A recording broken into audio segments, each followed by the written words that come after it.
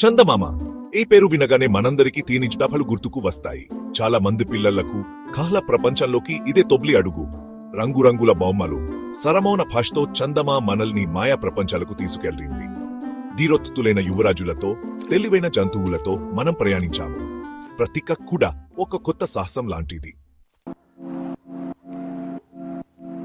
చందమామ కథలు కేవలం వినోదాన్ని ఇచ్చేవి కాదు, అవి నీతి కథలు.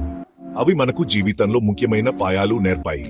నిజాయితీ, గర్యం వంటివి సాధారణ ఇతితులు, అత్యాస్, ఈర్ష్య వంటి చెడు లక్షణ పర్యవసానాలను కథలు మనకు చూపించాయి.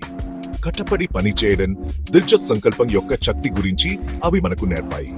ఈ విలువలు నేటికి ప్రతి ఒక్కరికి ముఖ్యమైనవి. దప్పి గొగొంతు కాకి, బంగారు మామిడి పండు వంటి కథలు మనందరికీ గుర్తుంటాయి.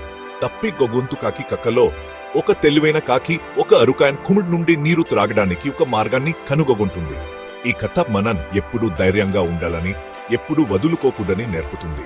బంగారు మామిడి పండు కథలో నిజాయితీ గురించి, విలువైన పాయం నేర్చుకునే రాజు కథ ఉంది. ఈ కథలు మనతోనే ఉంటాయి, మన విలువలను, నమ్మకాలను రూపొందిస్తాయి. నేడు పిల్లలకు అనేక రకాల వినోద్ మార్గాలు అందుబాటులో ఉన్నాయి. కానీ చందమామ యొక్క ఆకర్షణ అలాగే ఉంది.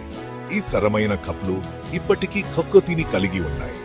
అవి ముఖ్యమైన విలువను ఆకర్షణీయమైన రీతిలో బోధిస్తాయి. తరచుగా సంక్లిష్టంగా ఉండే ప్రపంచంలో ఈ కథలు సరమైన సత్యాలను మనకు గుర్తు చేస్తాయి. చందమామ నేటికి పిల్లలను ప్రేరేపిస్తూ, విద్యావంతులను చేస్తూనే ఉంది.